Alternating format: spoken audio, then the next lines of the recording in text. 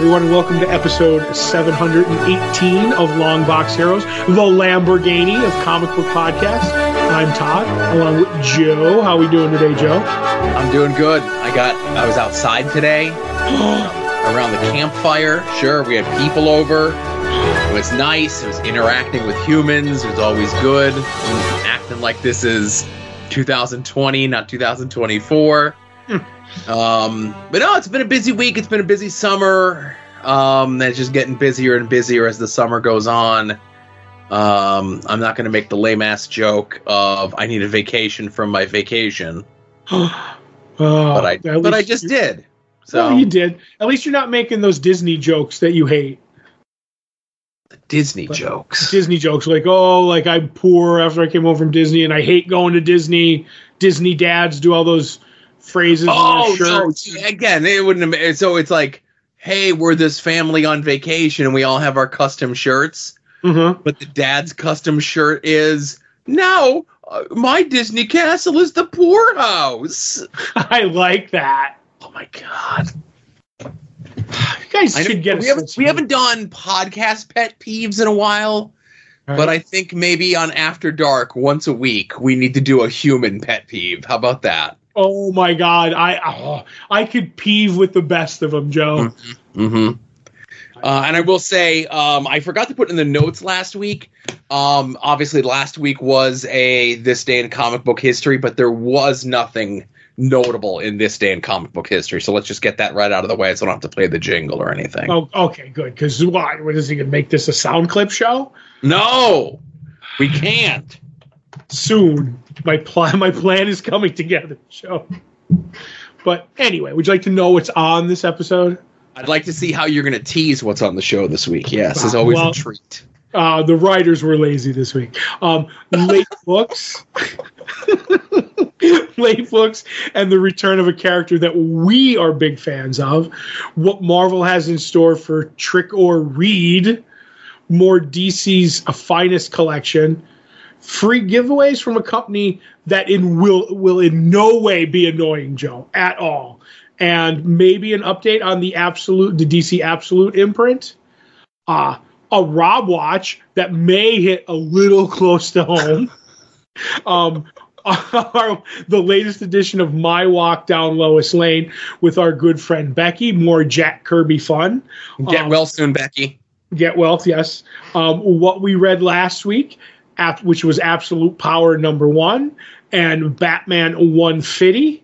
What we're looking forward to this week. Todd and Joe have issues where we're rereading Gail Simone's Secret Six, and this week it's going to be issue 11 of the ongoing series. And finally, at the end, spoiler-filled talk of Star Wars: The Acolyte and the latest episode of The Boys. Yeah. That's going to be a tough one to explain, discuss, converse Discussed? About. Yeah. Did you say discussed on The Boys? Discussed to some. Mm-hmm. Maybe not to others. DC late books as the sun sets rises in the east and sets in the west. Justice Society of America will be late.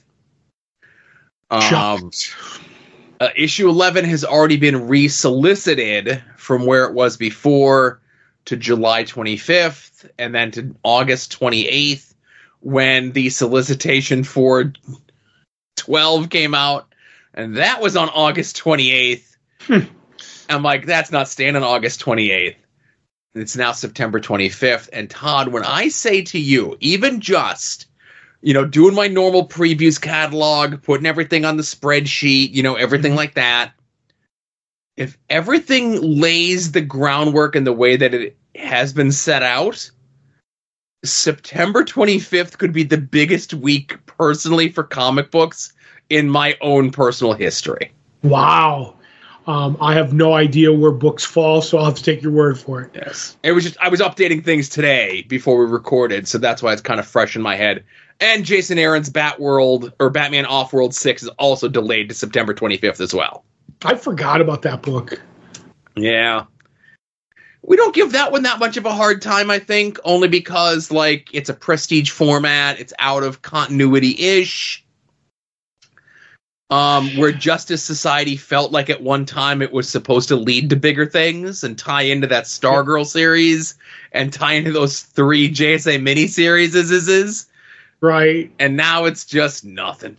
See, I feel Batman Offworld, because that's a period piece in Batman's life that takes place in Batman Year 2. Yeah. So it doesn't affect anything. If that, right. Like, it can't affect anything now, where JSA being late messed up a certain ton of things. So correct. So we'll be here to report on all the delays of JSA, Justice Society of America. I think we're still holding true that we're going to get that final issue before the end of 2024. So it'll be a 12-issue miniseries that took 2 years to come out. That's the first time that's ever happened to Jeff Johns. First time in a while. Right. It's been a doomsday since that happened. Yeah, I could pull that. Do I have that readily at my fingertips? I might have that. I don't. So the version of the spreadsheet that has the updated JSA stuff as of this week, I don't have readily accessible through my Google Sheets. Mm-hmm. Unrelated as I'm pulling this up. Because my kid is just a kid whenever he downloads an app or whatever it is. Right. I get the notification of whatever it was, and he had downloaded Google Sheets the other day, and I couldn't have been prouder. Oh, my goodness. So I will say Doomsday Clock.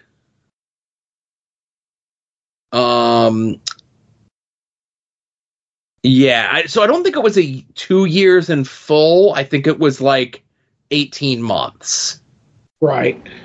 But toward the back quarter of it, it was 3 months between issues. Like 9, 10, 11, 12 was 3 months between issues. Which is a kind of being like JSA, because I think the last issue we got might be 4 months, was March. So March was what we had got, and then we just got 10 like a week ago. Okay.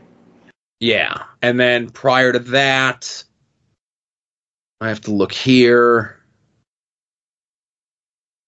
Okay, so then there was 9 and then 8.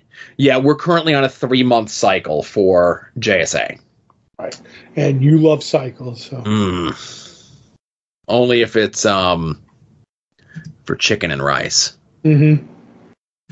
But hey, speaking of DC, and speaking of things that hopefully the lateness of JSA does not affect, now it's something that we had speculated on for the better part of this last year, since it was coming up on the 30th anniversary of a book, and now we don't have confirmation. We have rumor and innuendo, but it certainly feels as though DC is going to be doing something with Starman, James Robinson, Tony Harris, Jack Knight under the Black Label imprint. Right. I hope they do. I mean, I always say I don't know if you can go home again, but I'd like to think you can. But if they do it, I'll read it. I hope they do it in regular size and not the oversized Black Label, so I could keep it in my Starman box. Yes. That, because the oversized would annoy me. Go a la the Human Target thing and just make it a regular size prestige format or square bound book, and I'd be fine with that. But when this came across the wire as probably happening, me and Scott, my friend Scott, were actually texting each other at the same time, because we're both big fans. He's a bigger Starman fan than I am, actually. And he came in, he's like, "Oh, that's fantastic. Hopefully he's the same way. Is it going to be as good as it once was? We're going to read it anyway, blah, blah, blah." He goes, "But what's going to come out first? Starman, the new Starman #1, or the next issue of JSA?" Okay. Because I have a feeling they're going to announce it at Sandy, like official. Do you know what I mean? at San Diego, and then so you at least it would have to at least be September or November would be the first you could get it. Right. So San Diego's 2 weeks away as we record, right? Right. And we're going to get the announcement there, which means at the earliest it's going to be the October solicitations. Right. And then, as we just talked, the next issue of JSA is delayed to August. So you're saying that issue of JSA that is currently delayed to August, will that come out before the first issue of whatever the Starman project is? Yes. I'm going to hedge my bet and say they both come out on the same week. Okay. Because I was talking with young Josh at the store, and he was doing whole calculations in his head. He's like, all right, because the earliest it could be is October, and then it's like, is it that issue or is it the whole series? Like he was going over. He goes, I think JSA will be out first. Or no, he goes, I think Starman will be out first, but I don't think, like the 2 issues will be out. I was like, okay, I'm of the mind, I think we're going to see Starman before the next issue of JSA. Even though the next issue of JSA has an alternate cover that it was has the Tony Harris Starman cover on it, that I think was supposed to lead into all this. So I don't even know. But I'm betting Starman first.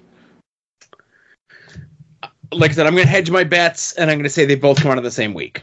Fair enough. I'm not writing that down. Don't hold me to this. No. I don't worry. I hold it to you in my head. So I keep. Speaking of DC, some of the other stuff that they're doing is folks have discussed, and we have seen information about the Finest / Compact line. Mm-hmm. Where they're reprinting some classic stories and, putting stuff like that out. There was like a Superman one, a Batman one, a Catwoman one, what have you. And I think there was a Sandman one in there as well, if I remember correctly. I think so. I don't have the list in front of me. Okay. So we do have like the next slate for 2025 listed. Now, granted, I get them putting some of the older stuff in there, whatever. I think they're going to find out some of the older stuff. It probably is not going to sell as much as some of the more prestige-y stuff. Just as an example, okay? The 2025 slate looks as such. Supergirl, Aquaman, and it says collecting the earliest stories of both these characters. Okay. Green Arrow, and it says the most iconic stories, but it very specifically cites the Longbow Hunters. Okay. After that, we have Static, Deceased, which is like maybe the most current stuff that they're doing. Right. Batwoman Elegy, which was the Greg Rucka, J.H. Williams thing that was collected into Detective Comics. Superman, Batman Book 1, which I'm going to guess is the Jeff Loeb, Ed McGuinness deal. Okay. And then Superman Birthright, the Mark Waid, Francis Manipool book, and Kingdom Come. Right. And I think when you were saying Sam, I think the Vertigo book / prestige book you were thinking of was Watchmen. Okay, that's what it was. Yes. Right. But go ahead. So I think your stuff like Kingdom Come, I think with the right marketing behind it, that Batwoman one is going to sell really well. And I think Superman Birthright and Green Arrow Longbow Hunters. I don't know if the Silver Age, Golden Age, Supergirl and Aquaman stuff are going to sell as well. Right. Just because of the contemporariness of those books and characters and so forth. Right. The Nick Cardy Aquamans, as much as they look beautiful, like those are Silver Age stories. They don't read as well for the modern reader, but maybe an old fan would like a walking around copy of Aquaman. Yeah. But yeah, the Kingdom Come is one of the big ones, definitely. I don't know. I think you can get some mileage out of the Deceased, out of the undead stuff, But I do like that they're keeping a mix, like it's something for everybody.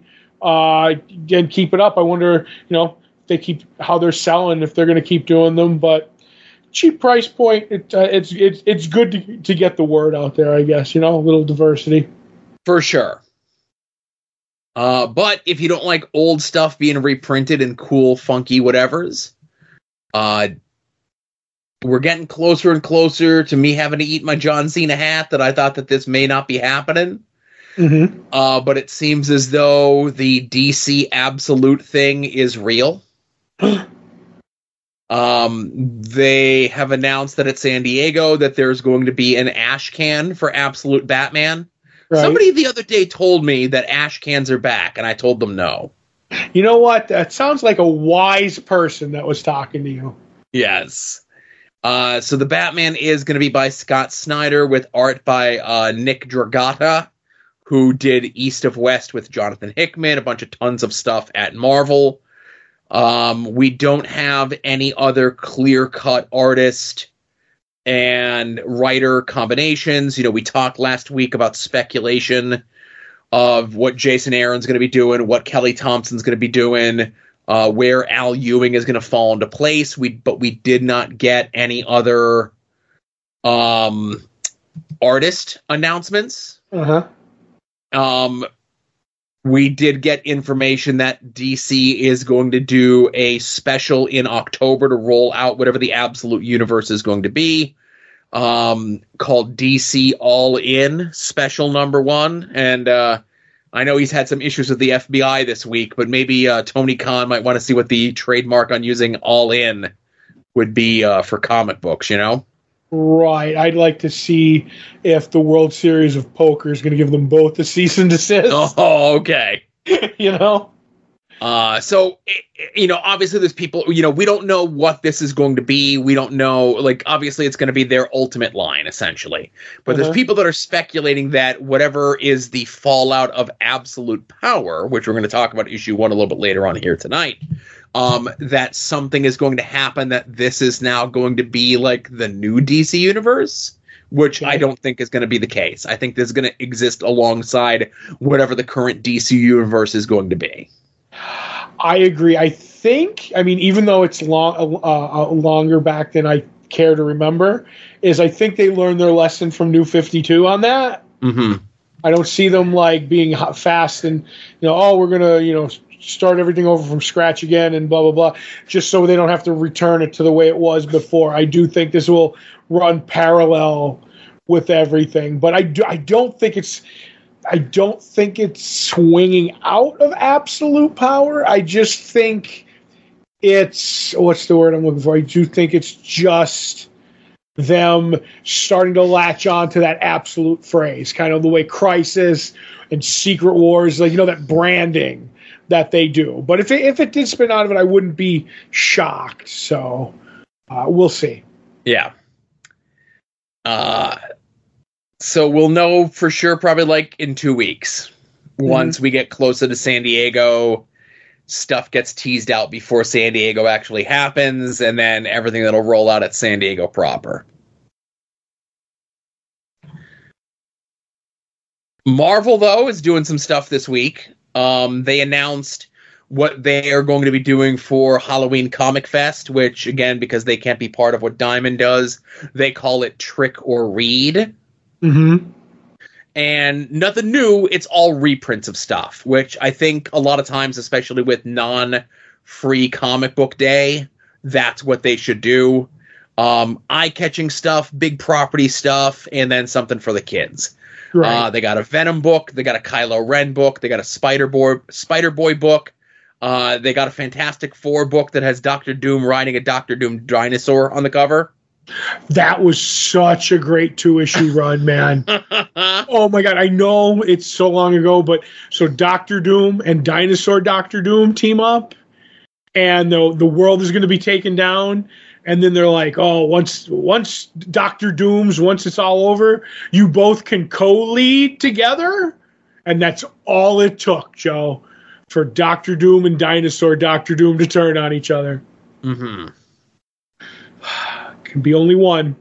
And then they have a Spidey and His Amazing Friends comic, which could be new material, could not be new material.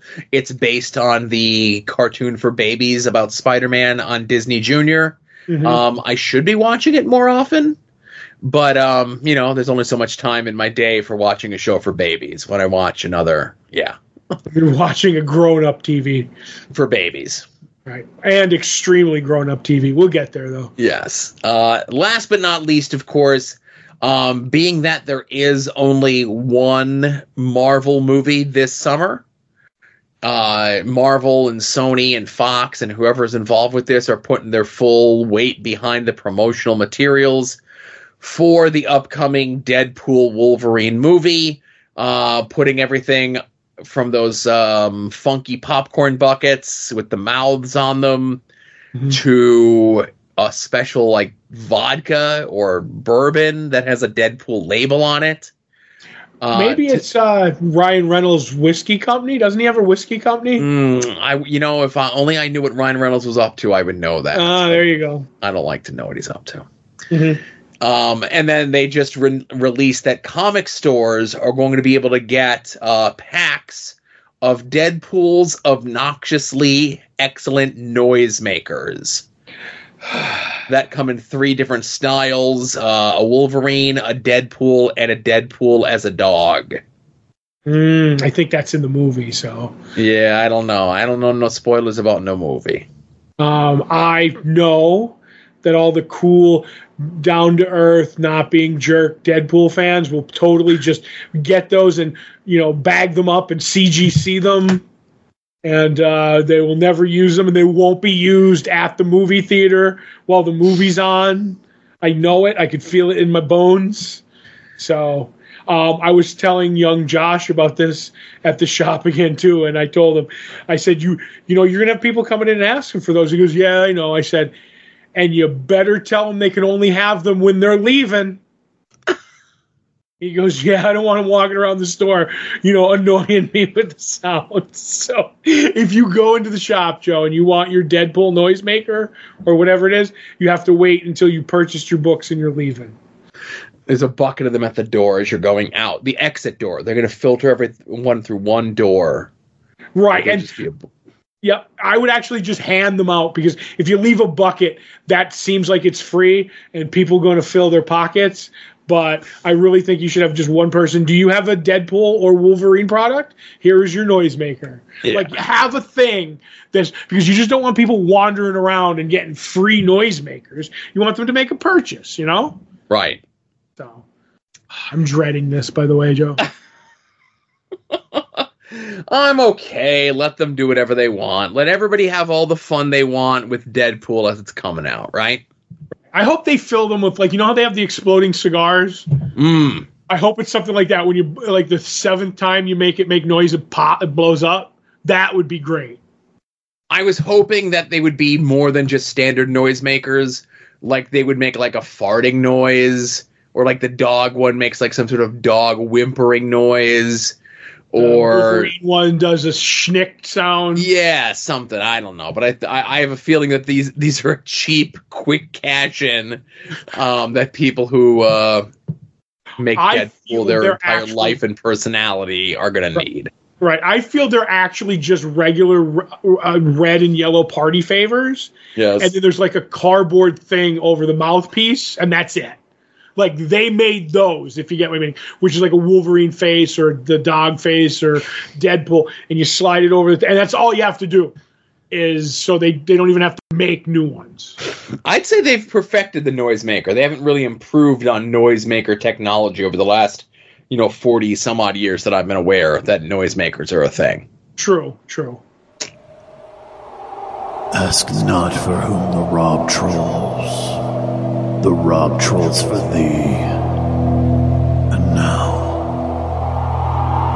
the Rob Watch. So it's the Rob making all the noise this week. He doesn't need a noisemaker, but he definitely needs something to delete whatever noise he makes with his noisemaker, which is technically his Twitter account, right? Right. Now listen, when it comes to the Rob, I like to poke. Maybe a stealthy poke, a poke from a distance. Where did that poke come from? Maybe you like to sit on both sides of the fence just so I can see how each side is living. Right. One thing you never really want to do is fly too close to the sun when it comes to the Rob. Ooh, you don't want to be Icarus with Rob. Right. But when, you know, if you're going to fly close, you got to be a brave man to do so, right? Mm-hmm. Now, I didn't see the offending tweet, right? Right. But it turns out 4th of July weekend, the Rob tweeted something out saying how, you know, if Marvel's the house of ideas, he's the warehouse of ideas, right? Right. But it turns out 4th of July weekend, the Rob tweeted something out saying how, you know, if Marvel's the house of ideas, he's the warehouse of ideas, because everything that he's done at Marvel, they just keep cranking out properties and money and all this other stuff from. Mm-hmm. And, you know, as the Rob says these things, sometimes people chime in and poke back at the Rob. And little did I know that one of those people was going to be our very own comic book store owner. Right. Who was going to poke back at the Rob and said, you know what most of the comic community loves? Creators with some humility. Oh. Now, listen, I'm not the type of person, because I've been publicly chastised, saying, you know, when you have more Twitter followers than someone and someone pokes at you, you shouldn't quote tweet them, because that's essentially an invitation to have your followers beat up on this person. Right. And that's what the Rob did. But listen, if you're going to come at the Rob, you got to be ready for the Rob to do the Rob things, right? Mm-hmm. But I will say, when this reaction that the Rob quote tweeted our local retailer with and said, "Lighten up, Francis," which is a quote from maybe the Deadpool X-Men Wolverine movie, something. No, do you actually know what that quote's from? I saw the GIF of it. I don't know where it's from. It's from Stripes. Oh, well. Remember when he's like, my name's Francis, but anybody calls me Francis, I'll kill you. Call me Psycho. And the sergeant goes, "Lighten up, Francis." Yeah, it's been a while since I've seen Stripes. Right. But anyway, I will say, as that Twitter exchange between Rob and our local retailer made it into the anti-Rob group. What? The majority of those people said, one, the Rob, of course, you know, went a little too far. Mm-hmm. And two, there was more than one person that came to the defense of our local retailer. True. Saying that he's one of the most respected retailers, you know, period, let alone in the area and everything else like that. So I hope this is a lesson to all of us. Let's not fly too close to the Rob. Mm-hmm. Lest we get robbed. Right. But I do doff my John Cena hat at our local retailer for having the cojones, if you will, to take that shot at the Rob, you know, mm-hmm. and to take that risk. And, you know, hopefully it gets on the radar of people that are more like our local retailer and less like the Rob. Right. And we were saying at the store, get ready for the Rob to take his victory lap after Deadpool Wolverine comes out. It's going to be fun. It's going to be a good couple weeks. You say victory lap. I say victory-ish lap, because I have a feeling the movie's going to do well. But I do have a feeling that there's going to be a lot of goalpost moving. What? To make it sound like it did better than it actually did. That doesn't sound like anybody I know, any creator that I've ever heard of. Yeah. And one last thing that I would like to say is always, it's all done. He's like, I know, jokes and sarcasm and this doesn't come off great here. And that's kind of what I meant with that tweet. It's like, of course you did. You weren't puffing your chest at all because you're not known for that. But if anybody ever said to him, "Lighten up, Francis," he'd be like, "I don't know what you're talking about. I never say anything in Twitter if it's not in a calm and, a voice and I'm reserved. It's all how you hear it." Well, my tweet was calm and reserved, and you took it that way. Yeah. But that's completely different. What's good for the Rob isn't good for the gander, Yeah. And I will say, as someone who, at times is a regular listener to the Rob's podcast, he's down to just once a week. Mm-hmm. And again, I'd love to know the idea behind this, because I guess what he would do is he would record and then chop it up as two separate podcasts. No, he's known for chopping stuff up. Okay. He chose my words carefully. And he would chop it up as two separate podcasts. But the last, since he's come back from vacation, it's just been the one show that comes out on Tuesday. There's no Friday show. But the Tuesday shows are now double-sized extra episodes. Mm-hmm. And I'm like, oh, is the Rob just, was he previously just recording on one day, cutting it into two episodes and saying, okay, we're done. And then maybe seeing that the numbers weren't hashing themselves out to do it that way, to just drop one big episode on a Tuesday and just let that hang, as it were, Right. Yeah. I don't know. I don't understand how YouTube, or I don't know how podcast metrics work. I've only been doing a podcast for longer than I care to admit. I put it out and I hope people find it, right? Right. I'm even worse than you. I do a podcast, you put it out, and I hope people find it. Yeah. Speaking of podcasts, of course, you could find information about this podcast and all the podcasts in the soon-to-be-named network over at soon-to-be-named-network.tumblr.com. Anytime any of the shows go live, of course, you could find them at their own individual websites. You could find them through the podcatcher of your choice, or the one-stop shop for all the shows, soon-to-be-named-network.tumblr.com. And that includes, of course, this show that you're listening to right now, Longbox Heroes After Dark, Puzzle Warriors 3, Profane Arguments, At Odds with Wrestling, Final Wrestling Place, We Need Wrestling, Wings on Wings, still on hiatus, sabbatical, whatever. Porch Talk returned this past week. Yes, it did. And I think Wings on Wings returned today, too, didn't it? Did it return today? I swear I saw a tweet from them that said that they made their triumphant return. Of all the people that are hip to, oh, you know what, they might have put it out a little bit later than they usually do. Look at that. Well, it didn't come up on the feed at 8 o'clock in the morning like it usually does. Well, that's on me. That is. And anytime any of these shows or any of the people from these shows show up on any other show, you can certainly find it over there.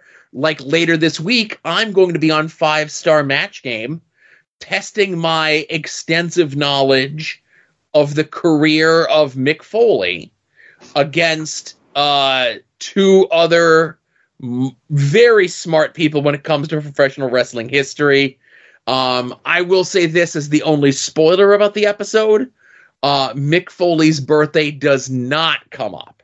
Oh, that's the layup right there. It's mostly about his in-ring career for the most part. But I think that's supposed to be coming out sometime later this week, of course. I'll tweet it out. I'll promote it out. It'll be over on soon-to-be-named-network.tumblr.com when that comes out, right? Right. So be sure to check out some of our other friends and the stuff that they're up to in and around the internet. Be sure to go check out Mike Sterling's blog over at progressiveruin.com. Be sure to go check out our friend Kevin's blog at helliansteam.com. Go check out Rick Williams' The Chop Shop at freekaratechops.storeenvy.com for all the resin little muscle-looking figures, pins, and stickers and stuff that he does there of sci-fi fantasy wrestling stuff. Go check out Jason Sandberg's Jupiter a la carte over at his Indiegogo. Go check out Chris Runt's Battle Monsters over at fortressofcomicnews.com. Our good friend Davey of the band Cave People has his own self-published comics available for purchase over at cavedomaincomics.com. And they've already gotten a bunch of pub this week, but they'll get a bunch more. If you do not have a good comic book store in your area, or any comic book store in your area, let our store be your store. Comics on the Green. I have the Facebook page linked up anytime the books are going to be running late. When the books have arrived and the store is open and you can come purchase them on a Wednesday, Dave and the crew will let you know. Final order cutoff dates for the latest and greatest books that are going to be hot coming up this summer. And anytime a Silver Age key issue collection falls into the crew's lap, they'll post up pictures of them there.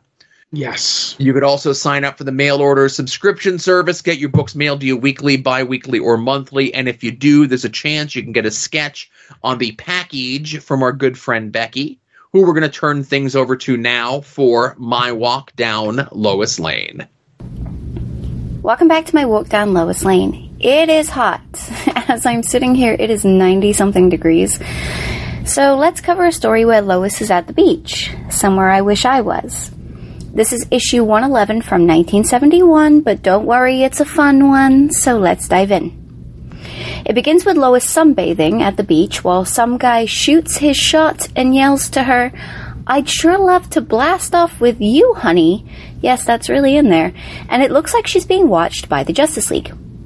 Once she falls asleep, the Justice League take action, but are really Gulliver's Travel-sized little Justice League working for Darkseid.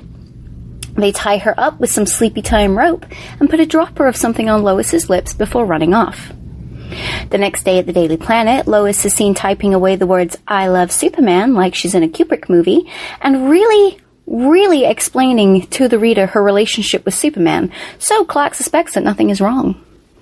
Later that day, as Lois is interviewing some women in the Hispanic community about a daycare center for working mothers, and the text bubble has high school broken Spanish in it, Lois spots an armored truck and calls out to Superman to stop it because she somehow knew it was full of criminals. She's right, and after Superman peels the top of the truck like a tin can, he stops the bad guys and asks Lois how she knew. She tells him, woman's intuition, and asks for a kiss, but he rejects her and she's left crying in the street. The women that she was interviewing console her before she decides to take a walk around the park to calm down. When she's there, she spots a statue of zoo animals and senses that they're dangerous. And as Superman tries to fly by, she tries to warn him, but he gets attacked and rips the animals in half, but don't worry, they were robots. He's so impressed that she knew about the statues, he said they should get married and kisses her.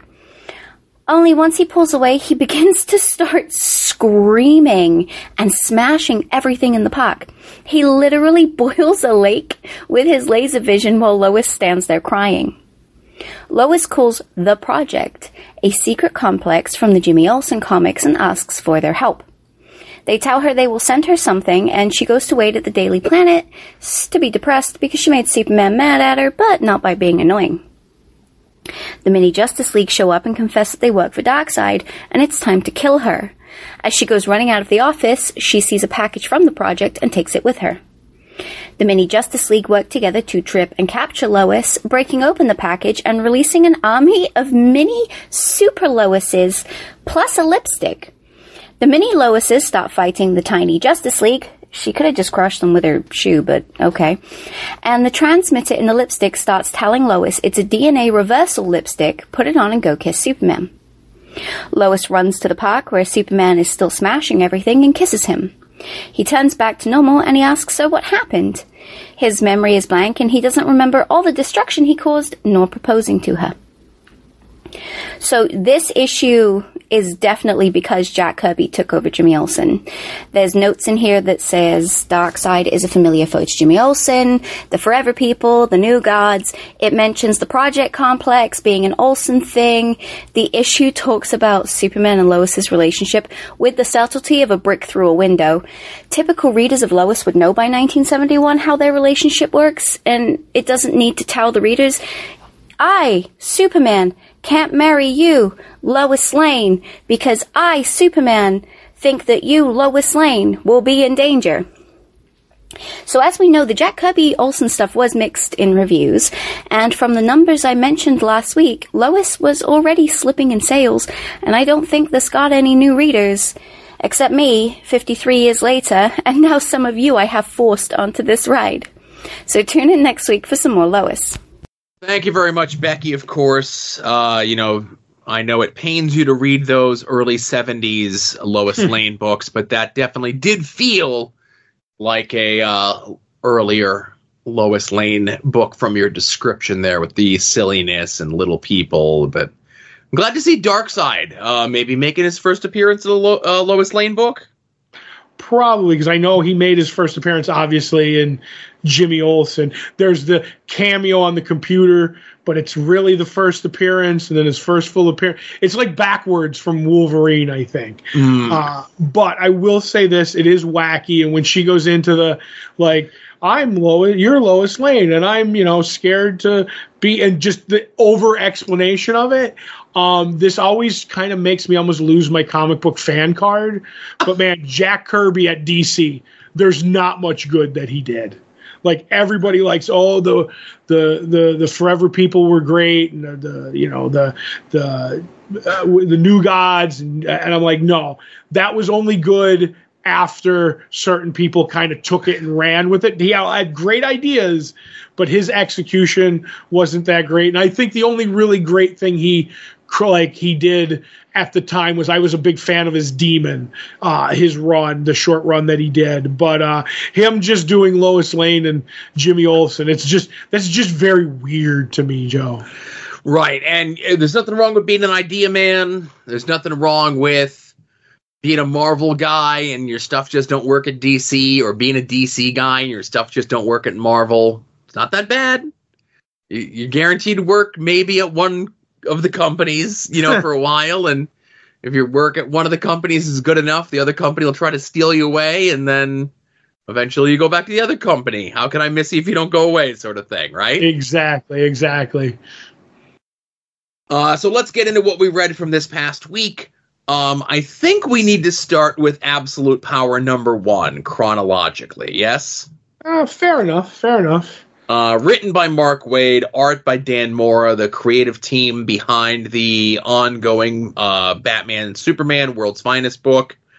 And we talked a little bit about it last week with the Ground Zero book, but this is the book where everything happens. And I was actually speaking to Studebaker about this. He's out of comics. He drips and drabs and comes back in, but he's currently on an out thing. And I was trying to sell him on this, and it's a summer crossover. It's a big event. You got your main players in there. Green Arrow crosses over into it as well. But the pitch for this is, with the folks that Waller has in her thrall, which is Failsafe, which is the Brainiac Queen, and other time travel-y type folks, and some Amazo technology. She creates a bunch of deep fakes, even going as far as to hacking the Daily Planet's website to discredit our heroes and to make it look like and sound like and feel like the heroes are going crazy all over the world. So people are seeing this on the news, the way that they consume the news, and then when they see the heroes out in public, they're being confrontational about this. Well, this, Superman, Batman, Wonder Woman say, well, listen, we need to prove to the people that this is all fake, and we're not really doing this, so we need to have a big united front and really show everyone what they're seeing on the news is not true. But that was Waller's plan, to get them all together. And, there's not much more really else to pitch outside of that, other than things look bleak from our heroes from the onset. I really like this a lot. I like this. I like the beginning of it, how it almost takes, as we mentioned before, a book that we're looking forward to and is 30 years old, is Starman. There's, I think, even an homage to the beginning of that with a certain character getting shot. I'll give that away a little bit, only because that was like the teaser preview for Absolute Power that's been in every DC book for the last 2 months. True. I forget that because I wasn't reading it, waiting for the book to come out, if that makes any sense. For sure. Right. But so that kind of seems like there's something up, putting the hero's powers on the fritz. And I do like, and this isn't spoiled, it's kind of like, like that was what she wanted us to get together. And maybe she's, close down all the escape routes, the various, and I won't go into every one of them, escape routes for the heroes. And when you're in other books, which are going to tie into this, it explains a lot of stuff, like with Waller making, like wheeling and dealing. And I was like, this is kind of cool. And we have, if you're reading some of the other books, we have a JLA member who's on the inside with Waller, which I think may be a fake out. But it's fun because Waller almost gives a Ozymandias speech at one point, her game plan is something that's like, oh, very Watchmen like, because it's like, oh, you think it's this way, but it's actually this way. And I'm like, I had a lot of fun with this first issue, even though it's, the things look bleak for the heroes, because I thought there was a lot of cool moments and turning things on their heads and some original ideas. And I look forward to the rest of it. I really had a lot of fun with Absolute Power #1. Yep. And, they say that Batman 150 is a tie-in to it. And the main story isn't, but the second feature, the backup, technically is. Right. And if you were not regularly reading Batman, written by Chip Zdarsky with a bunch of folks on art chores for this, Jorge Jimenez, Mike Hawthorne, and Dennis Cowan, and you bought this because it says Absolute Power tie-in to it, I think you got more than your money's worth, because that first story was really, really awesome. Yes, as obviously, as you say, the backup ties in and has what's going into Absolute Power, and obviously you should read Absolute Power first before reading this. But I'm with you. The gist of the first story in it is during that Catwoman, when Catwoman was running her burglary ring, and as long as we don't hurt anybody, the Bat family won't come after us. And Batman was like, no, it's not how it's going to work. One of those people who was trained and later on ended up breaking into Wayne Manor, which is owned right now by Vandal Savage, which I think is kind of cool. And he finds the Batcave. Now Wayne was Batman all those years. I'm going to sell the secrets to the villains.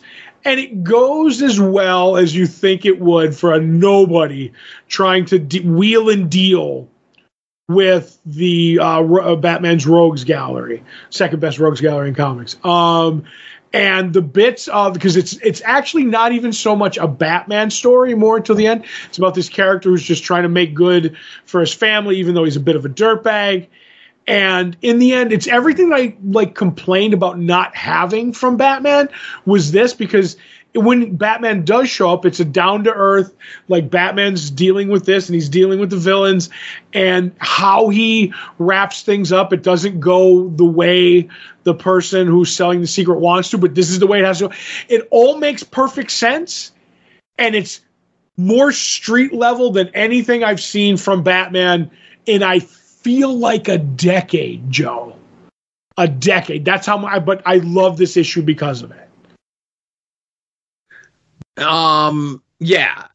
Again, there was a lot of good stuff in there. These are stories that I feel, as Todd mentioned, we probably have gotten stories like this in Batman, but we haven't gotten them in the title that is called Batman, if that makes any sense. Yes, because I feel like that Tom Taylor story, the detective in the future, was one that was kind of grounded and stuff like that, but nothing in Batman proper. Right. And getting it in Batman proper. And there was great stuff in there. It definitely felt like Chip's book. And it kind of sort of also felt like Chip getting a chance to unleash, the goofiness that he kind of is. Here, obviously, you really can't get away with that in a super serious Batman book.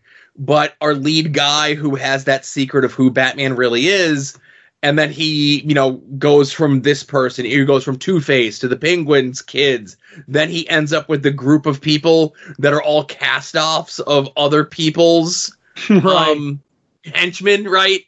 And then you have, it's like the Joker guy, the Mr. Freeze guy, the this one, the that one. And then it's just that whole group trying to get on the same page to do a bank robbery.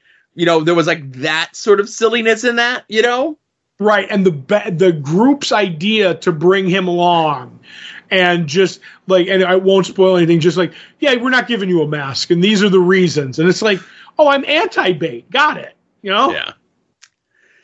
And so obviously that's the main story, which again we said was really good. The backup feature, the second feature, is the Absolute Power tie-in.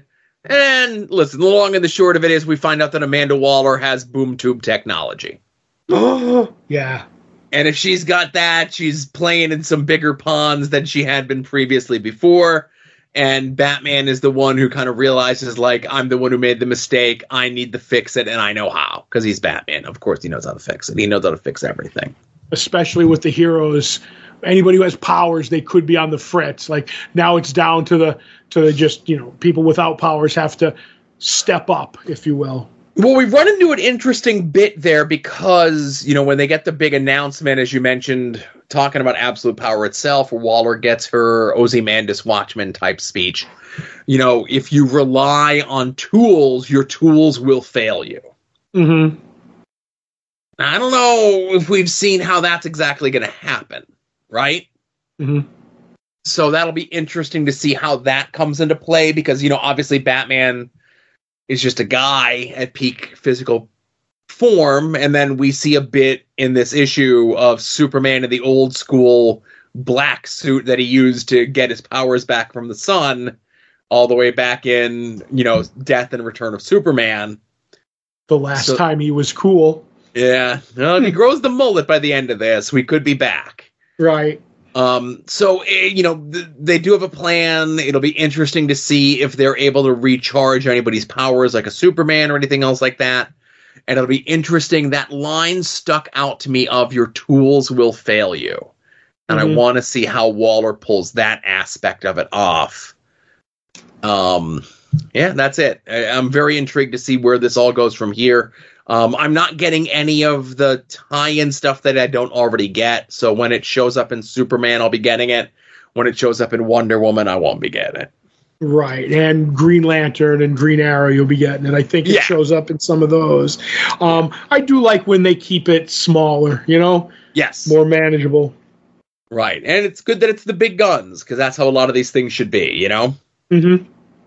So that's what we read from this past week. Let's get into what we're looking forward to coming out this week. If you head over to longboxheroes.com, every Tuesday around noon, we put up the poll post, which is a link to all the books that are coming out this week. Whether you get your books in print, whether you get them digitally, whether you get them sent to your home, however it is you get your books, be forewarned, be forearmed, know what's coming out this week. Todd and I attempt to guess what the other is most looking forward to coming out this week. Todd is currently in the lead over me with one correct guess. Let's see how things are going to go from here. Okay. I'm looking over your list, and your list is, once again, I think maybe one issue bigger than mine. Is the book, the book you're looking forward to most from the world of minor threats, Barfly #1? It is not. I'm going to come back around and I'm going to say that that's the book you're most looking forward to. It is not. Okay. So we both take the 0. And from the world of minor threats, Barfly, the reason Todd would think that it would be mine and I would think that it would be Todd is that it's written by Kyle Starks. Right. And I like Kyle Starks a lot. One of my favorite writers. It's, also a coincidence that he's a friend of the show. Mm-hmm. But I don't know nothing about No Minor Threats. I think it's like a Patton Oswalt book that he does. Yep, he's the plotter on this issue. Yeah. And Kyle Starks is the scripter. Right. So I'm sure it'll be good. Mm-hmm. But I'm going into this a little bit more blind, but maybe that this is not a fully cooked Kyle Starks project. Right. I'm sure it'll feel like a Kyle Starks project. It'll read like a Kyle Starks project. But that's not the thing I'm most looking forward to this week. Mm-hmm. Is it Action Comics? Action Comics 1607, which I think is the book that you're looking forward to coming out as well, since we were both wrong up front. Right, it is. And I'm pretty much in the same boat. If it had been a new Kyle Starks project, like Where Monsters Lie or the Six Sidekicks of Trigger King, like it was all his, It might have been. We'd have to see. But I'm with you. When it comes to the Barfly thing, it's a Patton Oswalt. I have a feeling I'm going to be a smidge lost because I don't know a lot of the characters. Maybe not. I don't know. Yeah. But Gail's going to have to mess up for me to not understand Superman. Yeah. And we're doing Gail Simone's Secret Six, so I got that in my brain. That's why. And I love Eddie Barrows' art and the preview art I saw. So it comes around to pretty much the same reasons, me just reiterating them that you said. And not only is it Gale, not only is it Eddie Barrows in the main story, the second feature, the backup story, what have you, is written by Rainbow Rowell. And the art, yes, formerly of the She-Hulk book, which is wrapping up next month. I really enjoyed her run on that. And Rainbow Rowell is doing a Lois Lane story. Okay. So it's it's a work story about Lois Lane at the Daily Planet. The stuff, at least from what I've seen solicited and pushed and so forth, feels as though like the Jason Aaron Action Comics thing that we had gotten a little bit earlier this year is going to be out of the current continuity-ish, I guess, but still faithful to what's going on, similar to how Batman Offworld is, where it exists, but it's not going to upset like what's going on in Absolute Power or anything like that. Mm-hmm. So yeah, that's why I'm looking forward to it as well. Cool. While you're over at longboxheroes.com, of course, be sure to check out past episodes of this show, past episodes of Longbox Heroes After Dark, and of course, the current 2024 Todd and Joe Have Issues as we are rereading Gail Simone's Secret Six from the very beginning all the way back from Villains United stuff, Birds of Prey stuff, but now we're in the mainline series. We're on issue 11 of the ongoing series. Again, written by Gail Simone, beautiful art by Nicola Scott, and this is maybe the first real crisis that we get for our crew, but we'll come back to the main stuff with the main players because I feel as though a lot of the really super interesting stuff that happens in this issue is that B story that happens with Artemis. Right. We have the bit where so the lead guy, the man in white, I forget his name, my notes are really bad. He pitches to the Secret Six what his plan is, which is essentially to bring back worldwide slavery. Right, but he's got a smart idea. It's anybody. It's like a lottery. Kind of, it actually reminds me of the Mark Russell plot in Wonder Twins, remember? Yeah. It's like, we'll switch all the bodies, and if everybody from every level of from the poorest to the richest is in slavery, then it's okay, kind of a deal. It's a weird dynamic that he's got going. Right. So obviously he's looking to get superpowered folks alongside of him. One of the folks that he has that we saw teased at the end of issue 10 on the cover here of issue 11. Even Jeanette gets a little taken aback by seeing this person show up, and that's Artemis. And they have Artemis kind of doped up under power dampeners, but he can't figure out how to control her. And that's the thing that he's been working on is if I could break her, then I could break the rest of the superheroes, essentially. Right. That'll be my key to getting everybody else. And we get a bit where some of the guards are maybe making some very strong overtures to what their intentions are to a doped up, not in her powers Artemis is going to be. And the captain of the bunch comes in and reprimands them and sends them away. And he's, being nice to Artemis, but Artemis kind of calls him on his bluff, essentially saying, you're actually worse than them. Because their intentions are clear, but your intentions, you're trying to manipulate me, you're trying to, you're trying to do to me what they were trying to do, but you're trying to make it seem like I want you to do this to me. Right. And it's very powerful stuff in the middle of this book.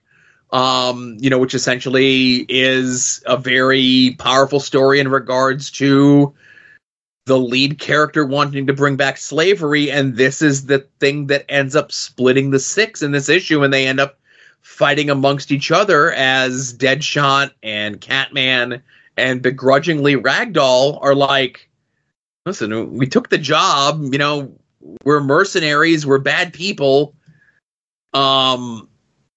We kind of gotta be to our word, where Jeanette and Scandal and Bane are like, no, this is bad what they're doing. The guy is going to use, slavery to build the world's largest prison, and we really can't and shouldn't be part of that. But while they're beating each other's up, someone comes... Jeanette ends up saving Artemis, releasing Artemis from her bonds. And, we get a fun little back and forth between the Harpy, Jeanette, and the Amazons. Jeanette begrudgingly doing this, but obviously, I cannot knowingly allow you to be held captive here. Artemis still power dampened, can't make an escape on her own. Does get someone to show up to save her. And to say the stakes have been raised exponentially is an understatement. As Wonder Woman shows up, sees what's going on, and says, "Which one of you miserable swine killed my sister?" And I assume the first page of the next issue is going to be everybody pointing at everyone else. Yeah, I'm with you. That was a cool scene. The whole thing with, like you said, Jeanette as a Banshee not liking Amazons and Amazons not liking her. It seems like there's some history there. I actually, don't want to spoil anything. I don't think we get into all the Banshee stuff that Gail ever wanted to do with her. I think she even said recently on Twitter that she never got to do everything she wanted. But that's all really cool stuff. And I like the, like you said, the team is split into threes, as three groups. And that's the brilliance of, we're already in issue 11. We've had the minis and the one shot and the Birds of Prey stuff. She does a great job of dancing with the characters of will they, won't they betray each other? Yes. There's these great moments where you're like, oh, they're family. And then it's like, oh, we took the job. And the other people are like, this is wrong. And it's a very demented, evil, It's Always Sunny in Philadelphia kind of a thing. It's because each week it's like, what group of characters are going to face off against the other group of characters? It's an interesting dynamic. Today it's Bane, and it's almost always Bane and Scandal, and then you might have somebody else, and then move them around. So I do love all of that. And in the beginning, when Deadshot has taken the shot at the one slave that's trying to leave, and they're like, oh, he even maybe kind of feels bad about it, but he doesn't. And they're like, okay, we got to clean this up. And he's like, I'm going to take her. And that sleazy sidekick of the main guy is like, no, that's work for the peasants. You don't do that. And he's like, I said, I'm going to do it. And they're like, well, then it's us, my army against you. And you're going to hit the ground before you even blink. And I love the shot of the barrels pointing at the six and Deadshot going, I guess it could go that way. And I'm like, first of all, I love that line because it's so all over the place, and Deadshot's awesome. And Joe, I think I found the next page of art that I'm going to hunt down if I get back in the art game, because that's a great Secret Six shot right there by Nicola Scott. So gorgeous. Love this team. I think Gail Simone's a pretty good writer. Yeah, this is a really good issue. Still true to the characters. We still do get a few little fun character bits for Ragdoll and for Bane in regards to Bane's relationship with Scandal. Yep. Obviously, we're getting a little bit more of a focus on Jeanette because she's the newer character, and obviously the morals, or loose as they may be, of Catman and Deadshot. If I remember correctly, everybody does come back around, and they all end up being on the same page, of course. New families and friends are always going to have disagreements, and that's all this is, right? Right. But yeah, definitely check this out if you haven't already been checking it out along with us. The omnibus just came out a couple weeks ago, so what's stopping you, huh? Yeah. And we got issue 12 next week. First dozen. That's it. And I'll say this, I haven't been loving the painted covers. You know, I've really been enjoying more so the, you know, obviously, Nicola Scott's art. I really think that her stuff was really popping more so on the covers. And I know maybe they went with the more painted, the more whatever covers for this. I don't love them. They're okay.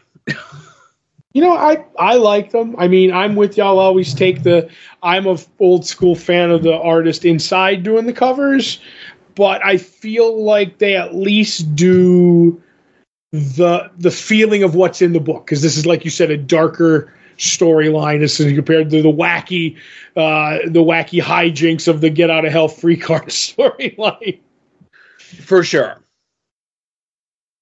So while you're over at Longbox Heroes, again, be sure to check out our store. Get some pins and stickers and shirts directly from me. They're nice. I like them. You should like them too. Again, I know you're not supposed to wear the shirt of the band that you're going to the concert for, but I definitely shouldn't be wearing the shirt for the podcast that I'm on. I know a couple of people that do that. That's okay. That's for them. That's not for me. Right. But if you want one, shoot me a message. We'll hook you up. You could also make any and all of your purchases through our eBay affiliate link. There are eBay affiliate links on this page. We may receive a small commission on purchases you make. You could use the affiliate link anytime you want to buy anything on eBay, and we get a little bit of a kickback. Yeah. Oh, but the best way to support the show, of course, is to sign up for our Patreon, patreon.com/longboxheroes. For as little as $1 a month, you're going to get 2 bonus shows from Todd and myself. One, previewing the past, where we look at 30 years ago, this month's previews catalog. We just recorded July 1994. And Comic Book Oddities, where we look at some of the lesser-known, maybe forgotten, maybe maligned, pre-Marvel Cinematic Universe. There's a couple post-Marvel Cinematic Universe stuff. But the weird stuff, the odd stuff, the stuff that never caught on, right? Yep. And this month we are going to be watching the late 70s classic. Only aired once. I can't imagine why. And that would be the challenge of and the roast of the Super Friends. Yes. I'm quivering with excitement, Joe. As we've spoke before about this, if you've never seen it before, you've probably seen stills of it. You've seen clips of it before. There was a period of time where if the Star Wars Holiday Special was the most notorious black sheep genre thing of the 70s and early 80s, this was a 1B. Yes. This was the close silver medal winner right here. I would say if the Star Wars Holiday Special was not as bad as it is, and the Star Wars stuff that followed it was not as good as it was, we would be talking about Challenge and Roast of the Super Friends as strongly and as vitriolically as we do the Star Wars Holiday Special. I don't know about that. Tune in and see. I don't know about that. And for any members, go ahead. I'll just say there might be some interesting stuff along the way in the Patreon room. You know. Yeah, this was a pet project of Todd. I can't wait till the Aquaman 2006 pilot shows up on the wheel, and then Todd be like, "We're done. I got everything I wanted." Right? Yep, I got everything I've ever wanted out of this little thing that we're doing here. But we have like bonus materials with it, promotional materials. Todd has gone above and beyond for this, and I have a feeling we're gonna have fun with it. I have a feeling with 2024, nearly 50-year-old plus eyes, we're gonna look back at this thing fondly and enjoy. But I could definitely see as a product of its time, maybe it's something that a lot of people involved might want to forget. Right. There was talk of us breaking this up into 2, and I was of 2 minds on it. I was like, yeah, if we break it up into 2, I get to do an episode twice about this. But I was sad then that it would be like, well, I'll have to wait for it to land on the wheel. And I couldn't, defer gratification. I needed it now, Joe. I needed it now. I just hook Legends of the Superheroes to my veins, Joe.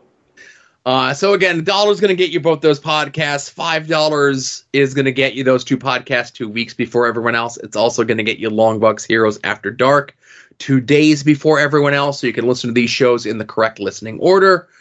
Any level that you're on at the Patreon, you're going to get access to the Discord. Come over, say hi.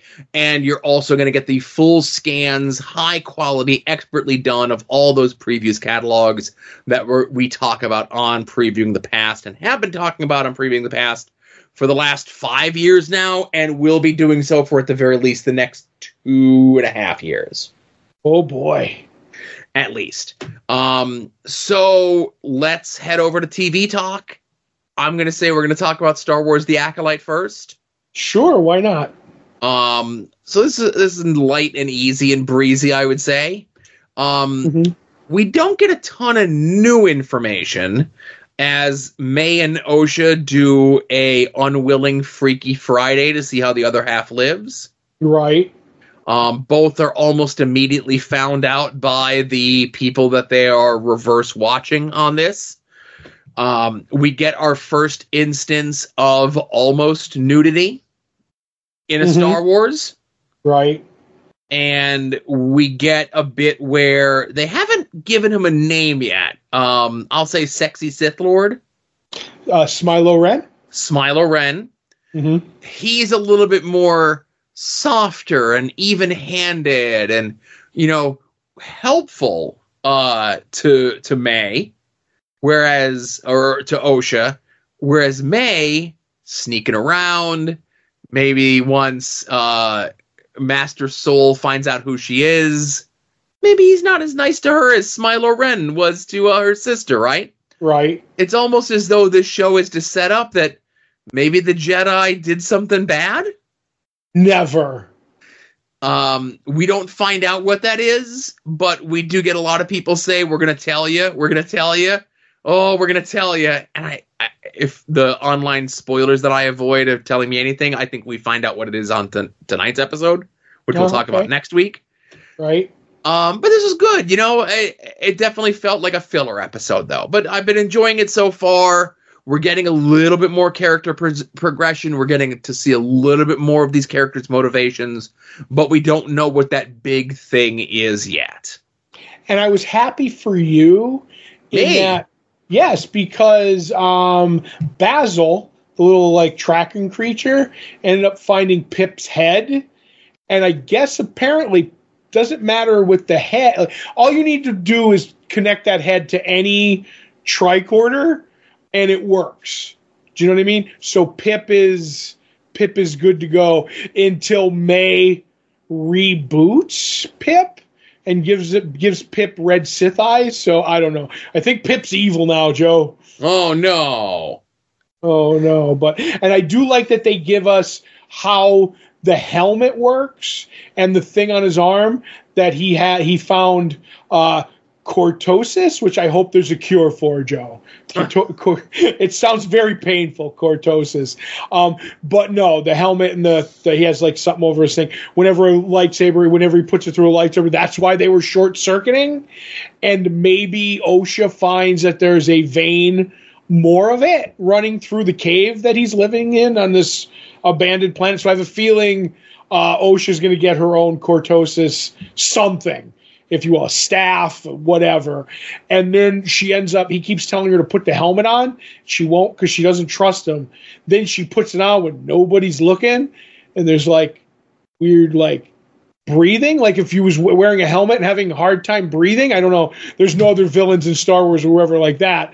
And then I actually think we hear a song that they were saying was the Kylo Ren theme. I don't know. I think we're getting a lot of Skywalker stuff going on here, Joe. Now, the one thing that if I have a complaint about this episode, we get that early bit where, now, I don't know if it is for sure because, I saw the newer movies, some once, I didn't see them dozens upon dozens of times like I saw the original trilogy of Star Wars movies, right? Right. Are they leading us to believe that maybe the island that Smilo Ren, the sexy Sith, is on is maybe similar, if not the exact island that Luke Skywalker is on in the new movies? Then they had porgs with trunks. Because that was what I was looking for when I saw the little birds. Because the island that the world that was Luke was on, they had porg, which were those little birds, those little screaming birds. Yeah. So maybe they are, and maybe they're not. I don't know. I'm just thinking Jedi like rocky water worlds. I don't know. There was these other little animals that they also focused on that looked like smaller versions of those giant creatures that Luke Skywalker milked for the blue milk. Right. So, again, I don't know if they're coming right out and saying it, but I think they're definitely kind of like making us think that it might be. But it's not so much as that, but we get the bit where May is looking around, or Osha, and again, Osha's looking around again because they did the Freaky Friday thing. I'm confused, right? Mm-hmm. So Osha's looking around and she's taking in her surroundings, and we're getting some like Star Wars-esque music. And then there's like saxophone in it.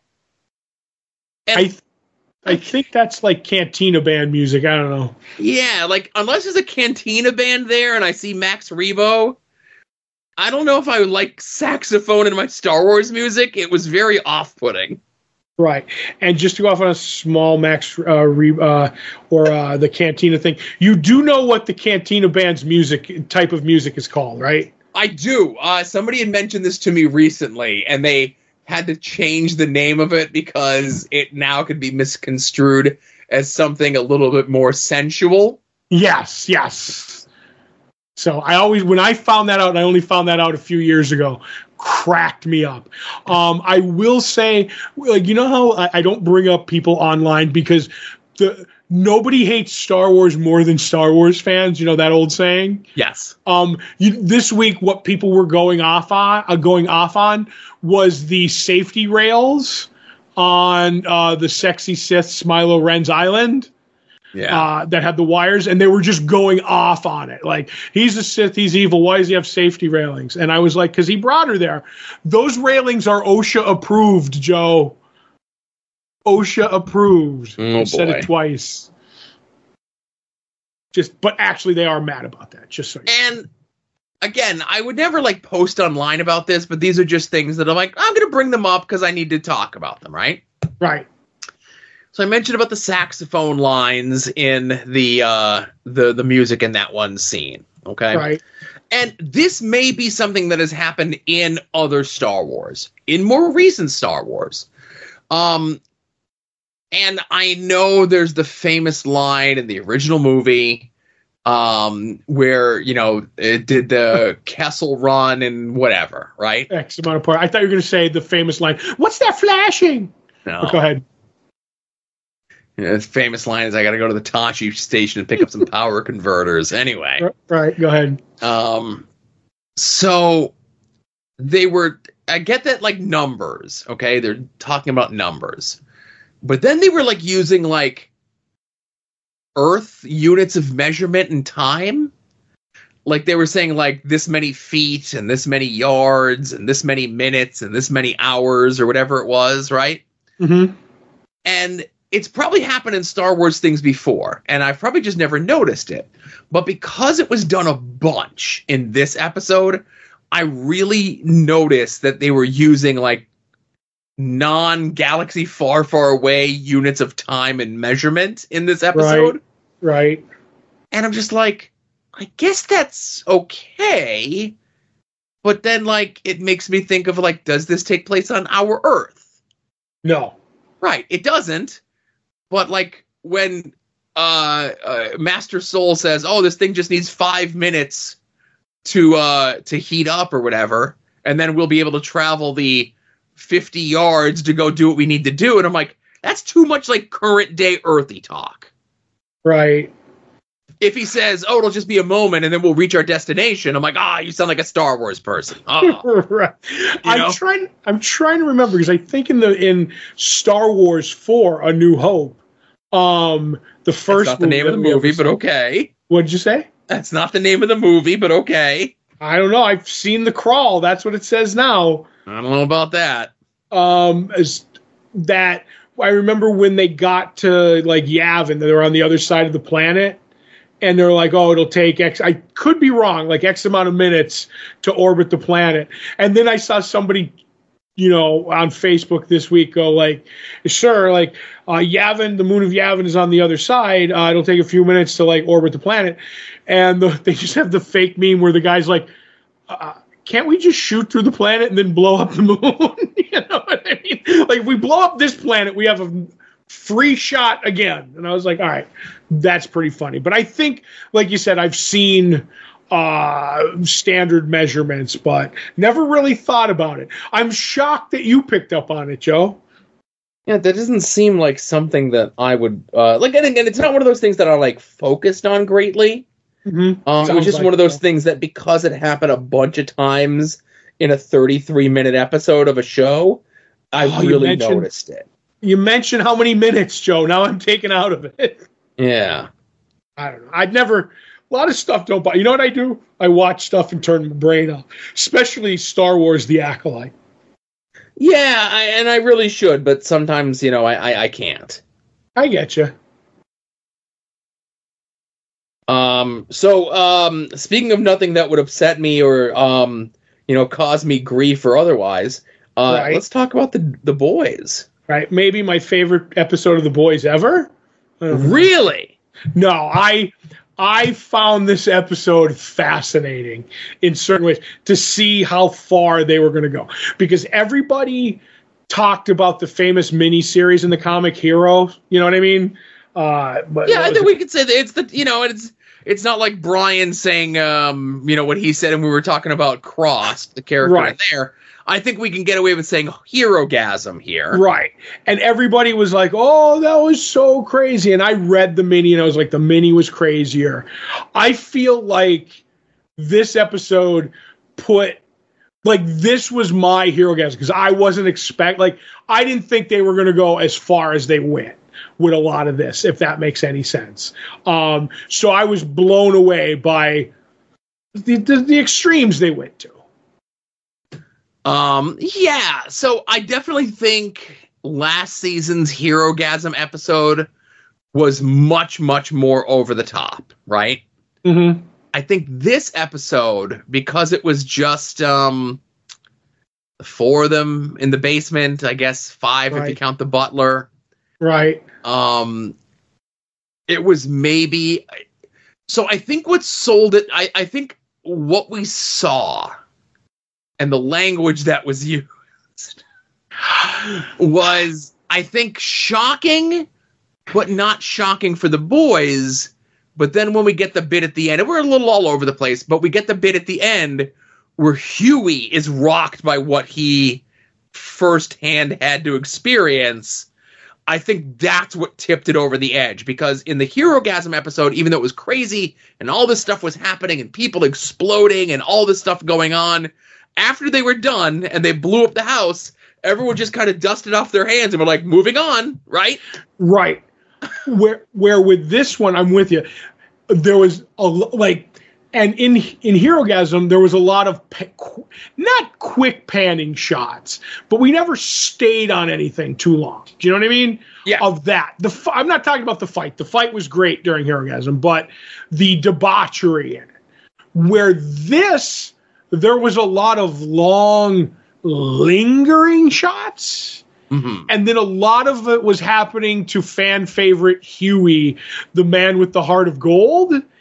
And I honestly think that affected him, but it was more that brought on him, because he even says, I miss my father. Do you know what I mean? It's those events traumatizes him, but it's only bringing out the trauma that he misses his father. It's a weird, really set of things to get there, if that makes any sense. But I want to save. Oh, go ahead. I was going to say I want to save the Butcher and the Homelander stuff for the end, if that's okay with you.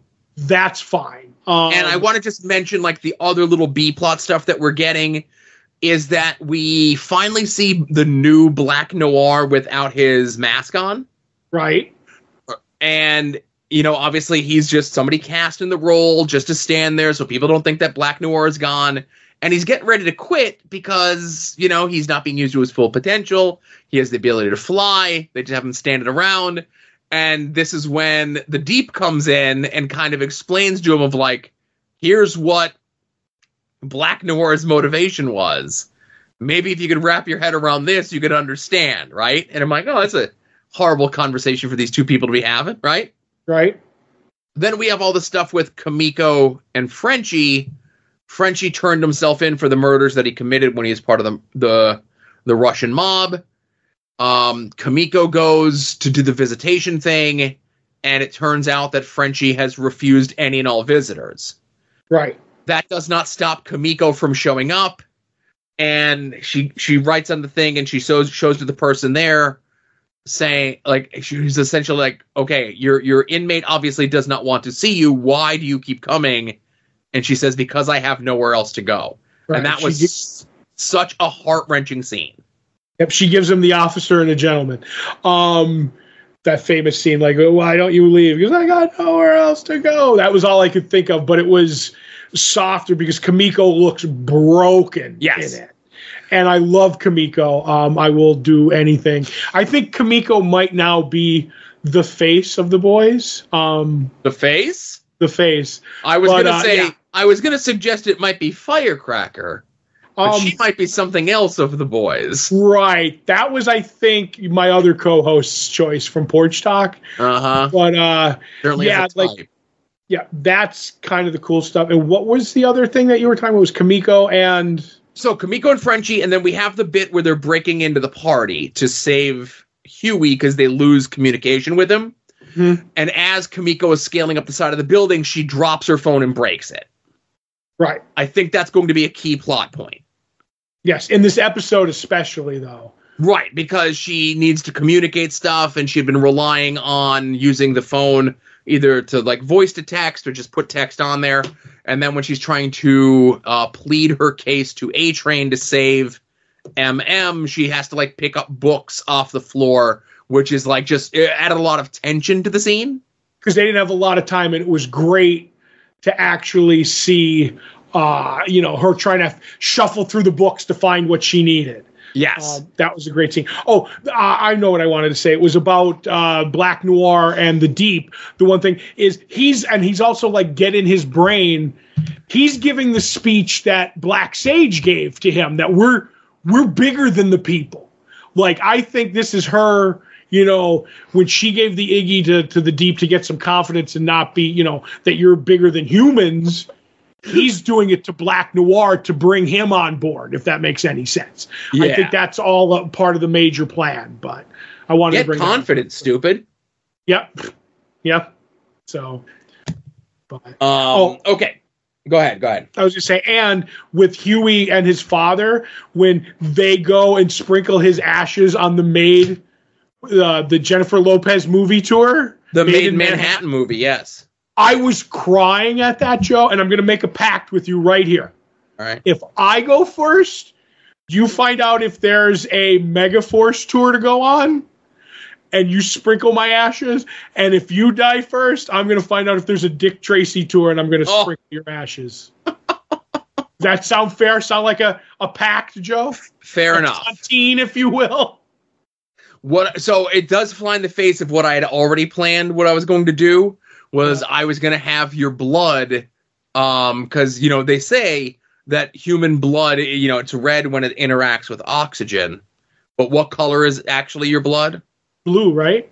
And I was going to use your blood to dye and tint a bunch of Megaforce headbands and give those out to people. But, again, I could do both. Because I don't need your blood in your body to turn you to ash, right? Right. I think they do drain you before they cremate you. So. All right. We're going to do both.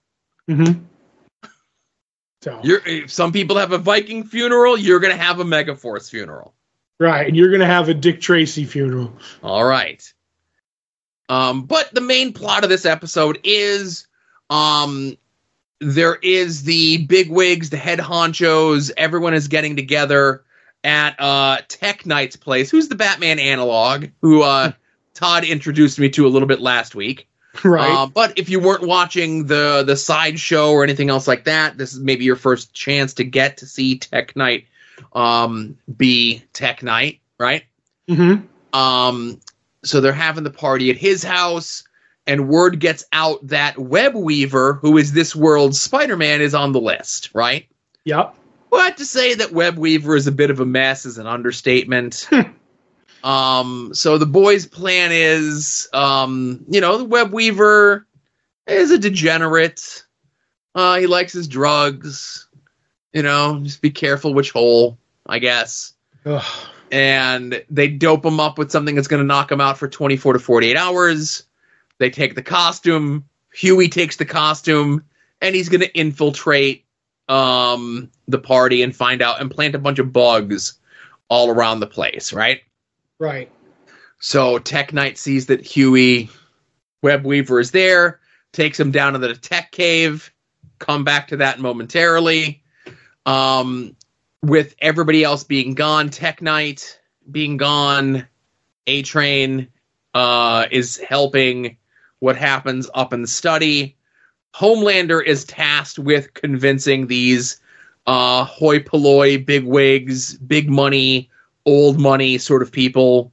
Right, politicians, everything, right. The old guard, yeah. Why they need to get on board with their plan to put the 25th Amendment through, which is, involving the soups, and Homelander might be good in a pinch, and he might be good at intimidating people, but when he doesn't have killing in his back pocket, he might not be the best public speaker. Oh, he blows it big time, Joe. But luckily, Victoria's there to kind of pick up the pieces, get everyone on board, and maybe for the first time in a long time, Homelander sees that maybe he could work with Victoria, and it's not going to be this contentious relationship like they've had all season, right? Right. Okay, so I have a weird, me and my weird theories. Yes. So I believe, because we find out that Tech Knight's thing is, he runs, his family, he owns prisons and stuff like that, and he has the history of being, they go back to before the Civil War, and his family was slave catchers for the South. Which, oh my God, in the scene where he tells A-Train, he's like, yeah, we caught all our men. He goes, and if you ever ran, you'd be tough, but we would have got you.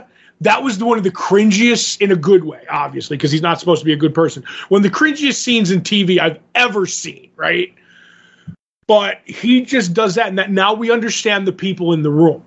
I feel that Black Sage she made shoot her in the head. I know that sounds weird. So she could get the brain damage, which would give the panic attack.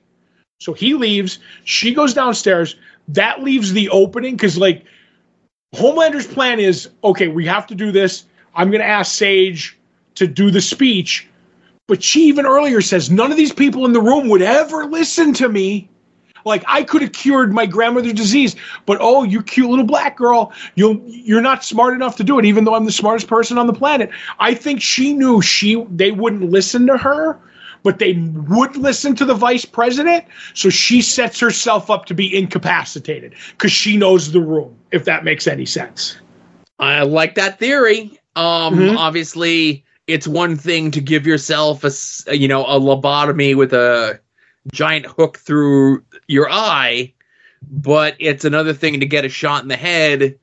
She seemed to be not herself. I wonder how long it's going to take her to remember. Right, to recover, if whatever. Yeah. I don't know. That's just the way I saw it, so. I like your theory. Mm-hmm. But trying to think what else is going on. So we have what happens in the tech cave with Tech Knight and Ladio and the butler and Ashley. Yes, and Ashley. And Bake Me a Wish. Now, listen, I want to just say this, okay? I know you're saying this is more crazy than everything else like this, right? Mm-hmm. So there's a bit in this episode involving Web Weaver as Huey and a German chocolate cake. And I watch a scene like that and I say, that's so 2003. Oh, my goodness. I'm just saying. I don't know. I never lived that life, but I was very much aware of that life for a time, All right, I have to ask you about 2003 after the show's over. All right. So obviously things. Okay. So Tech Knight is really into S&M play, right? Mm-hmm. And I guess he was led to believe that Web Weaver was as well. I believe Web Weaver probably was, but Huey didn't know that. Right. And they didn't know that. The rest of the boys didn't know that either, right? Mm-hmm. So Ashley shows up. He's got something special for her in the changing room. And no, it's not what she expects. It's actually something to change into. Mm-hmm. Which I thought was one of the better lines in the episode. And then eventually when Web Weaver is not able to come up with the correct safe word, Tech Knight figures out that it's not Web Weaver, that it's Huey. The rest of the crew come down. They incapacitate Tech Knight. But how do you torture a masochist, Todd? That was a great bit. So they end up donating hundreds, if not millions of dollars of his money to causes that he most certainly would not have donated his money to those causes. Right. And then at the end of the thing, obviously we get the question in regards to, who did this to Tech Knight, and the butler did it. That's a great, the butler, literally the butler did it. Yep. He couldn't take it anymore. And they end up finding out the plan is because he controls the prisons, like Secret Six that we read today. They're building the prisons to put all the malcontents in, which is always a good start to things. You know what I mean? Oh, boy. So great. Now, I had a long, I don't want to say argument, but conversation with Becky today about that scene. Okay. And we are of differing opinions when Tech Knight knows that it's not Web Weaver. Becky sternly believes right from the get-go that he knows that it's not Web Weaver. And you said, and maybe that's what was it, when he doesn't know the safe word. And I don't think it's that either. I think it's when he pokes him on the back and he doesn't find his web shooter, if you will. That's the final moment. Because they say, oh, this suit really stinks. And they're like, that's good because that'll throw off his ability to smell the truth because that was one of his powers. And he goes down. And then he's like, with the cake, he's like, oh, I could see that your blood's up, like your pulse. Is that because you're aggravated because this is all so vanilla compared to what you do? And I'm like, I still believe he always had a reason why his biometrics were off. But it was the web shooter. That's the exact moment, which is literally 5 seconds before they storm in and save him. You know what I mean? I still think it's the safe word. I lean more toward you than Becky that Tech Knight knew the whole time. I don't think that was the case. Right. And do you remember what the safe word was, Joe? Yes, Zendaya. Which made me crack up hard, man. That was funny. And I'll also say this. It'll be in the show notes as well. I had it in my notes so I could write it up for this. Tech Knight might have been a big fan of David Carradine, but you know who won that rivalry, don't you? Yep. Mm-hmm. Me. I won that rivalry. Oh, boy. So, the Butcher stuff, right? Right. Go ahead. Oh, Homelander will be last then? Homelander will be last. Okay, just making sure because I don't want to get out of order. Yeah, so Butcher is in that little warehouse. He has the father of Victoria's, betrothed or whatever it was, the one who made the virus, and he brings him the stuff, and Negan is there egging him on the whole time, and the guy says, I can't make something that's powerful enough to kill Homelander because to do that, I need to make it airborne. I need to make it so it not just kills Homelander, that it kills every soup. Mm-hmm. It can't be targeted to kill a lesser soup. It needs to be big enough to kill all of them. Right. So now Billy Butcher has the thing in his head. Well, do I really want Homelander dead at the cost of my son and my friends? Sure, Starlight, whatever, Kamiko, whatever. But now he has the thing with the son, and now he's got, the hallucination of the wife chirping at him, and then Negan and the wife start yelling at each other. And this is where it's revealed that Negan has been in his head the whole time. Right. But we get the added thing that whatever that is that we see crawling around inside of Billy is being manifested as Negan, as Joe. Again, saying Negan. It's Joe, the actor who plays him and everything. His character name is Joe. And that he says he's the one that saved him when Ezekiel was going to kill him in Firecracker's trailer, right? Right.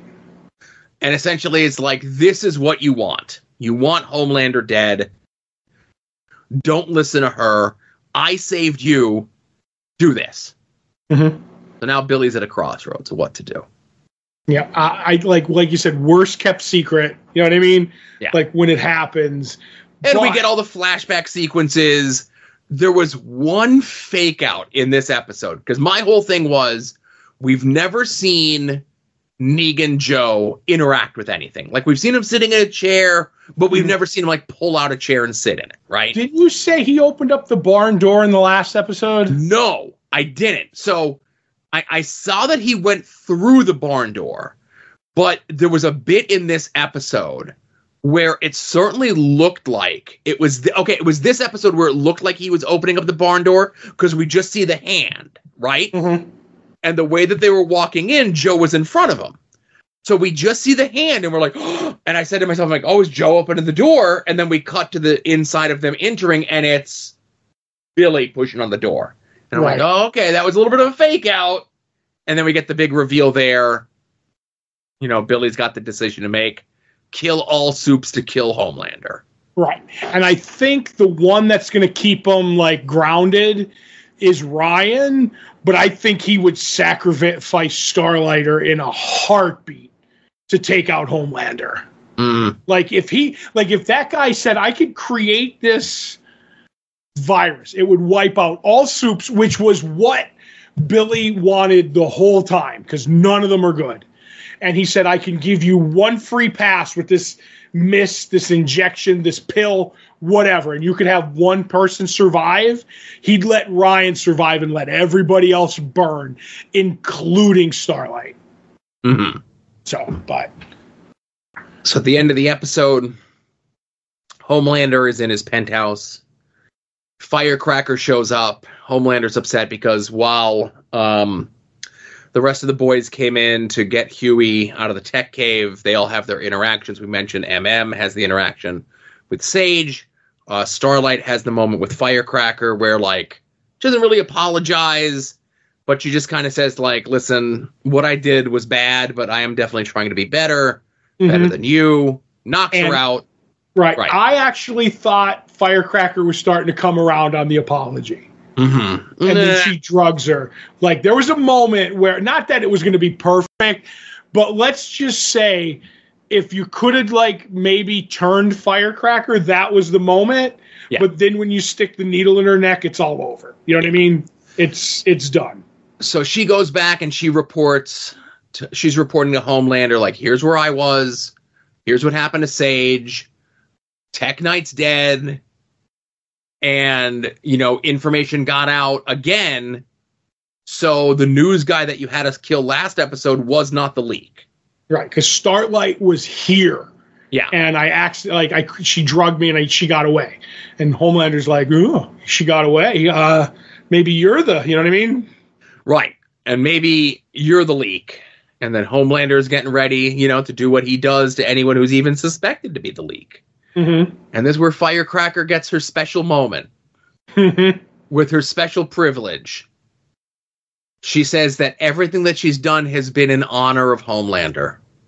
Everything, she started from nothing, and she worked so hard to get to this moment, to have the news show, to be on the 7, to be here with Homelander. And if only there was something that she had that she could give to Homelander. Mm-hmm. And Todd, I don't even know how we could, obviously it's clinical, I guess, in theory. It is the way that a lot of people on Facebook Reels skirt getting around putting nudity up on Facebook Reels. Mm-hmm. But we don't see anything like nudity or nothing. But I think what we see is maybe a little, because she squirts something at Homelander, right? Yeah, it's an utter catastrophe we see. And while Firecracker is not pregnant, she has been taking different medications, hormones, maybe gives her an irregular heartbeat, but it's all worth it for her to be able to give this to Homelander. Mm-hmm. And that is the power play. Yep. If Sage has been there, like saying, I could give you and your son everything that you want for him for the future. Yep. I kind of sort of have a feeling that Homelander is an instant gratification sort of guy. Yep. And he was instantly gratified in that moment. Yeah, and I do like the fact, because, like you said, she has something with her heart, a regular heartbeat. Don't they say, like, her liver is going to be enlarged or something? That's something, yeah, whatever it was. But just, it's not well on her body. But I like the fact that throughout the episode, they were hinting the hormonal changes. Mm-hmm. Like the bit where she eats the food and she spits it out, and you think, oh, she's just eating rich food. But, some... Like women, because she says she's not pregnant, but she's got hormonal things. So it's like, oh, well, I've seen that before with women. They can't eat the food because it attacks their senses. And then she was just in the bathroom crying for no reason. And it was like all the little clues were there, but they were also maybe in the moment, if that makes any sense, that she felt. But I was like, I could take them both ways. So I like the way they set up that scene, and then we just leave Homelander being tended to, motherly, and you're like, wow, this show is really weird. Oh boy, here's something else. I'm very excited to get a chance to sit down and watch these episodes again with my wife, and for us to get to that moment and to see her reaction. It's almost like we forgot about that aspect of Homelander, Yes. Well, we did get the bit where A-Train was looking for the compound V that he had stashed, and he found one drawer that had the jar in it. And he found another drawer that had a lot of bottles of milk in it, and then he found the drawer that had the compound V in it, right? And now I'm full in on A-Train doing a face turn, by the way. Yeah. Because when he saves MM and the kid smiles at him, I'm like, okay. And he's not going to survive this season. He's going to get a hero moment. He's going to get some sort of big thing, and then he's just going to get shredded in half. I think we're getting a play on the Superman Flash races. Oh, yeah? I think he's going to make a run for it. And it's going to be Homelander and A-Train neck and neck. And I don't know how boys way they're going to kill him, but I think we're going to finally get that Homelander A-Train race. Yeah. Well, we got 2 episodes left, so again, and a whole other season as well. So we're not going to get everything resolved in a nice tight bow this time around, but I definitely think we're going to get some big things kind of wrapped up, Of course. Yeah. So that's all I got, unless there's anything else that I missed. The Boys was a big one this week. No, that's everything. I think The Boys will always be a big one, but for 2 more episodes. Yeah, because we have 2 more episodes of The Acolyte and 2 more episodes of The Boys. So. Yep. And then we have Deadpool Wolverine to see, maybe. Yeah. Then maybe Batman cartoons. Yeah. So. And then Agatha, whatever that show is actually called. Right. Agatha All Along, I think, is actually the name of the series. Yeah. All right. Well, hey, listen, everybody, thank you very much for listening. Thanks for your continued support. This was episode 718 of Longbox Heroes. For Todd, this is Joe saying we'll catch you all here next week. Remember, be a faucet, not a drain.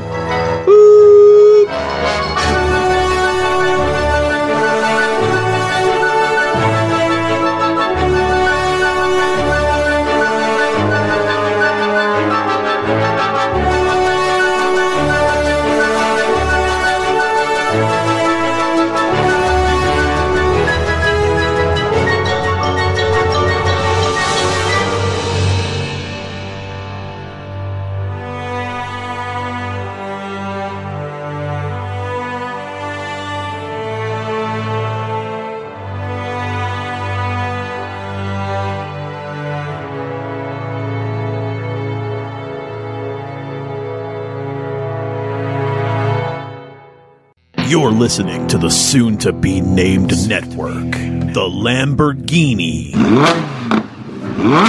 of podcast networks. The Rob is a Longbox hero. The Rob is a Longbox hero. He gives us five stars.